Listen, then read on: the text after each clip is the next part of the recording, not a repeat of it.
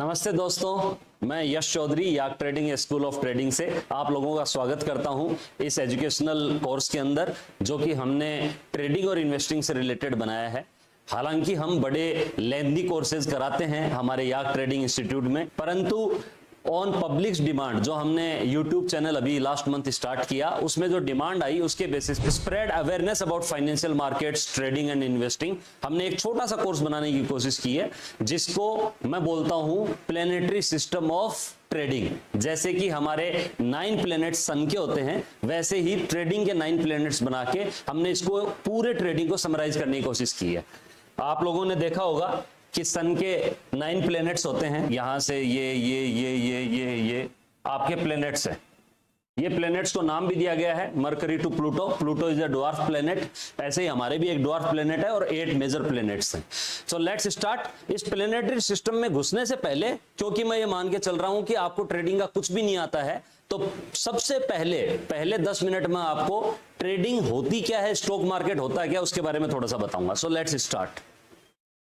एक रिक्वेस्ट आप लोगों से है कि ये वीडियो देखना स्टार्ट करने से पहले एक डायरी और एक पेन अपना लेके रखें साथ में, क्योंकि अगर आप ट्रेडिंग को लेके थोड़ा बहुत भी सीरियस हैं तो आपके लिए ये वीडियो बहुत काम का होने वाला है, और इसमें जो भी क्वेश्चंस आपके दिमाग में आएंगे वो हमारे लिए बहुत काम के होने वाले हैं, क्योंकि उनके आंसर्स देंगे तो बाकी लोगों का भी भला होगा आपके साथ साथ। Thank you.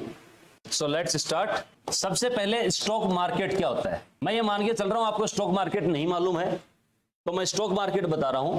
जैसे कोई भी मार्केट होता है फिजिकल चीजों को लेन देन के लिए, जिसमें एक बायर होता है और एक सेलर होता है, ये दोनों मिलके प्राइस डिसाइड करते हैं किसी भी ऑब्जेक्ट की उस मार्केट के अंदर, और वो हैंड्स एक्सचेंज होते हैं। सेलर से वो चीज बायर के पास आ जाती है और बायर से कैश सेलर के पास चला जाता है, बायर से कैश चला जाता है और सेलर से वो ऑब्जेक्ट इसके पास आ जाता है।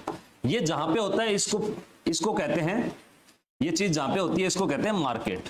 और जैसा नाम से आप जान गए होंगे, क्योंकि यहां पे स्टॉक्स को खरीदते बेचते हैं तो इसको कहते हैं स्टॉक मार्केट, राइट। स्टॉक क्या होता है, किसी भी कंपनी का एक पोर्शन, एक शेयर। जैसे आप पिज्जा खाते हैं, पिज्जा में 6 टुकड़े आते हैं, जिसको एक को हम बोलते हैं एक शेयर या एक पोर्शन, एक स्टॉक। वैसे ही कंपनी के अगर हजारों लाखों करोड़ों हम शेयर्स कर दें तो उनको कहेंगे स्टॉक ऑफ द कंपनी और शेयर ऑफ द कंपनी और इक्विटी ऑफ द कंपनी। ये कई तरह से नाम लिया जाता है, बट इसका मतलब एक ही है। उससे क्या होता है कि आज की डेट में अगर मैं चाहूं कि रिलायंस जैसी बड़ी कंपनी खड़ी कर दूं, तो मेरे लिए हालांकि हो सकता है पॉसिबल ना हो, मैं इतना रिसोर्सफुल ना हूं, या फिर मेरी जनरेशंस लग जाएं उतनी बड़ी कंपनी खड़ी करने में, लेकिन एग्जिस्टिंग रिलायंस के अंदर मैं अपनी हिस्सेदारी ले सकता हूं बाय परचेजिंग देयर शेयर्स। मैं उनके शेयर्स को खरीद के उसमें मालिकाना हक ले सकता हूं। This is stock. एक बार मैंने शेयर्स ले लिए, फिर एक्स आदमी को मैं दोबारा से बेचूंगा, तो वो जहां पे होगा वो कहलाएगा स्टॉक मार्केट। वो लेन देन जहां होगा वो कहलाएगा स्टॉक मार्केट, राइट। एक वर्ड हमने अभी देखा, प्राइस। प्राइस क्या होती है? प्राइस सेलर और बायर की वो एग्रीड अमाउंट होता है जिसपे दोनों एग्री कर जाते हैं कि ठीक है मैं बेचने को तैयार हूं, और बायर बोलता है मैं इस पे खरीदने को तैयार हूं। जैसे ये पेन, अगर मैं 10 रुपए का बेचना चाहता हूं और आप इसको 10 रुपए में खरीदने को तैयार हो जाते हैं, तो ये इसकी प्राइस हो जाएगी। आप बोलेंगे नहीं तो 8 रुपए में, और मैं फिर 8 रुपए में बेचने को तैयार हो जाता हूं, इसकी प्राइस होगी 8 रुपए, राइट। तो प्राइस ये होती है। अब आप स्टॉक मार्केट में 2 काम कर सकते हैं, या तो ट्रेडिंग कर सकते हैं या आप इन्वेस्टिंग कर सकते हैं। लोगों को बड़ा कंफ्यूजन होता है दोनों में फर्क क्या है। कोई ज्यादा फर्क नहीं है। ट्रेडिंग और इन्वेस्टिंग में फर्क इतना है, ये शॉर्ट टर्म होता है। शॉर्ट टर्म 1 सेकंड से लेके आप बोल दो फ्यू मंथ्स तक, और इन्वेस्टिंग जो होती है वो फ्यू मंथ से स्टार्ट होके जहां पे ट्रेडिंग खत्म होती है वहां से फ्यू मंथ से लेके लाइफ लॉन्ग। इन्वेस्टर का हमेशा माइंडसेट ये रहता है कि मुझे बिजनेस ऑन करना है, किसी भी बिजनेस में मुझे ओनरशिप चाहिए। वो बिजनेस अगर प्रॉफिटेबल होगा तो मुझे भी डिविडेंड देगा, मुझे भी प्रॉफिट शेयरिंग देगा। Dividend is what?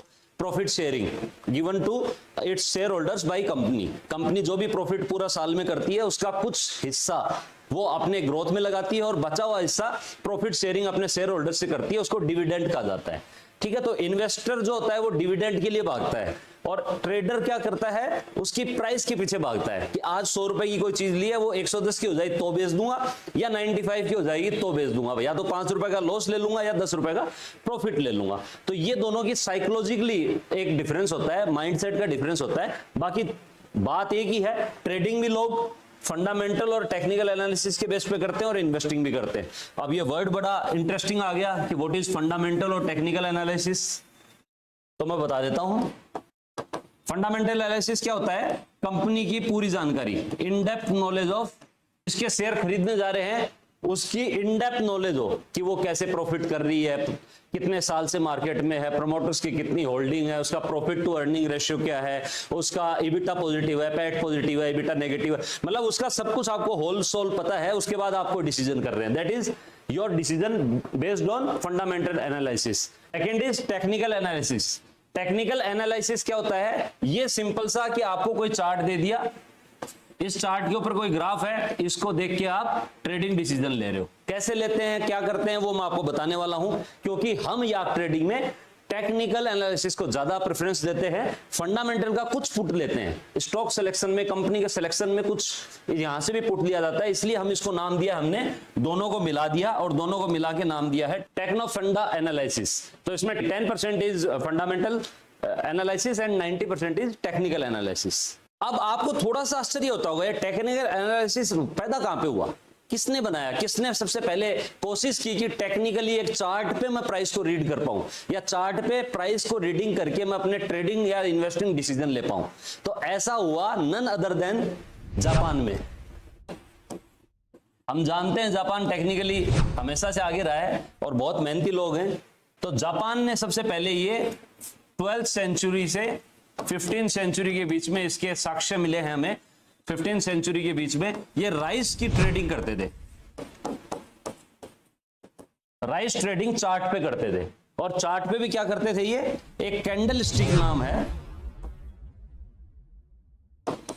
Candle stick. Candle मतलब ये कैंडल आपने देखी होगी, इसी टाइप की कैंडल, नॉर्मल कैंडल इस टाइप की होती है, वैसे ही कैंडल ये चार्ट पे बनाते थे। कैसे बनती है ये थोड़ा सा ब्रीफली मैं आपको बताऊंगा, बट कैंडल स्टिक के बेस पे ये राइस ट्रेडिंग करते थे। सेम चीज बाद में अपने वेस्टर्न कंट्रीज में आ गया। स्टीव निशॉन नाम के एक महान व्यक्ति थे जो कि जापान जाके रहे, वहां की कल्चर को समझा, वहां की भाषा को समझा और फिर इसको, जो उनका कैंडल स्टिक का सालों से, जो 200-300 साल से जो चलता रहा पैटर्न था, उसको समझ के अपनी इंग्लिश लैंग्वेज में पूरी वर्ल्ड के लिए उन्होंने पब्लिश किया, स्टीव निशॉन।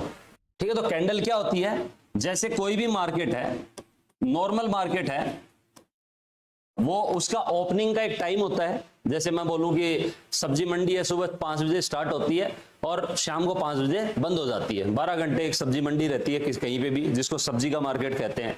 ऐसे अनाज मंडी होती है, सुबह 10 बजे स्टार्ट होके शाम को 6-7 बजे तक बंद हो जाती है। ऐसे अलग अलग बाजार होते हैं। तो स्टॉक मार्केट जो है, इंडियन स्टॉक मार्केट जो है, वो 9:15 पे स्टार्ट होता है सुबह एंड 3:30 पे बंद हो जाता है।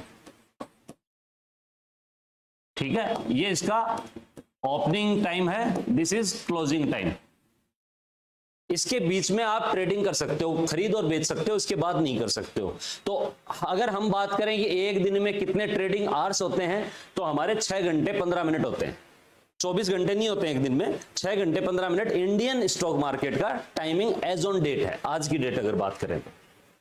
अब मान लीजिए एक एग्जांपल लेते हैं कि एक्स कंपनी का कोई स्टॉक है या शेयर है जो कि मार्केट में 9:15 पे जब मार्केट ओपन होता है तब वो 100 रुपए का है।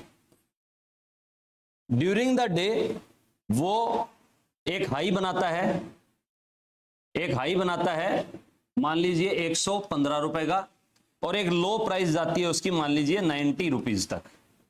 ठीक है, 15 रुपए ऊपर तक हाई है और 90 रुपए नीचे तक लो है, और लास्ट में वो 105 पे बंद हो जाता है। तो हमने क्या बोला, ये ओपनिंग प्राइस है, ओपन हुई है प्राइस यहां पे क्लोज हुई है, ये इसका हाई है and this is it's low price. तो जो ओपन और क्लोज है उसके बीच की लाइनों को आप मिला दीजिए और इन दोनों को एक, जैसे मोमबत्ती की बत्ती होती है वैसे बत्ती बना दीजिए। तो ये कहलाती है बॉडी, आपकी कैंडल स्टिक की बॉडी, और ये कहलाता है विक या बत्ती, विक, ये दोनों। ठीक है, तो ये बॉडी है, ये विक है दोनों। तो आपका इससे कैंडल स्टिक पूरी बनी है। तो ये क्या देता है आपको, 4 इंफॉर्मेशन देता है कि कहां प्राइस ओपन हुई है, कहां क्लोज हुई है, कितना हाई गया और कितना लो गया। क्लोज कब होगा? 330 की जो प्राइसिंग होगी दैट इज क्लोजिंग प्राइस। ठीक है, अब मैं बोलूं कि ये ओपन 100 पे हुआ है और क्लोज ये 90 पे हुआ है, लो ये गया 85 तक और हाई गया 115 तक, तो ये कैंडल क्या होगी? यहां ओपन है, अब नीचे की बजाय ऊपर ओपन है और नीचे क्लोज है, तो इसमें क्या होगा? ये कैंडल बन जाएगी रेड कैंडल। और इसका अगर उल्टा है, इसी का अगर उल्टा है, इसी का अगर उल्टा है कि ओपन तो नीचे हुआ है और क्लोज ऊपर हुआ है, तो ये कैसी कहलाएगी? ये हो गई ग्रीन कैंडल। सो अगर ओपन नीचे है और क्लोज ऊपर है तो ये ग्रीन कैंडल, ये रेड कैंडल। दो ही टाइप की कैंडल होती हैं, ग्रीन एंड रेड। रेड का मतलब प्राइस जहां ओपन हुई थी उसके नीचे क्लोज हुई है, और ग्रीन का मतलब जहां ओपन हुई थी उससे ऊपर प्राइस क्लोज हुई है। ड्यूरिंग द डे वो हाई और लो बनाती रहती है, जो भी हाईएस्ट पॉइंट होता है उसको हाई बोल देते हैं, लोएस्ट पॉइंट को लो बोल देते हैं। इसको मिला दीजिए, कैंडल स्टिक बन जाती है। आई होप कैंडल स्टिक आप समझ गए हैं। इसका ट्रेडिंग से क्या रिलेशन है वो हम नहीं पढ़ेंगे, क्योंकि हम प्राइस एक्शन पे आपको पूरा ये कोर्स समराइज करके बताएंगे, ना कि कैंडल स्टिक पे। कैंडल स्टिक क्योंकि चार्ट्स में आएगी तो आपको पता होना चाहिए कैंडल स्टिक होती क्या है। अभी तक हमने जो भी पढ़ा है उसको इस चार्ट से समझने की कोशिश करेंगे कि मैं क्या बताना चाह रहा था। आप थोड़ा सा देखिए, ये देखिए आपको कैंडल्स दिख रही हैं यहाँ पे। ये एक कैंडल है, ये दूसरी कैंडल है, ये तीसरी कैंडल है, ये चौथी कैंडल है, ये पांचवी कैंडल है, ये छठी कैंडल है। ये जितनी भी कैंडल है वो एक कैंडल कितने टाइम फ्रेम की है? तो यहाँ पे टाइम दिया हुआ है हमें 15 मिनट। ये 15 मिनट की कैंडल है। यहां से आप टाइम चेंज करना चाहो तो कर सकते हैं। आपके टाइम इन्होंने 1 सेकंड से लेके और आपका 12 मंथ्स तक दिया हुआ है। नीचे रेंज है, ये हमारे काम की नहीं है, ये टाइम फ्रेम्स है। तो इसका मतलब क्या होगा? अगर मैंने 15 मिनट की कैंडल चूज की हुई, इसका मतलब ये एक कैंडल लास्ट 15 मिनट की चल रही है। अभी करंट का जो 15 मिनट है उसकी चल रही है। इसके ऊपर आप क्लिक करेंगे तो आपको बताएगा भी कि कब की है। ये नीचे लिखा हुआ है, देखिए थर्सडे 30 मई 2024 1:30 पे ये स्टार्ट हुई थी।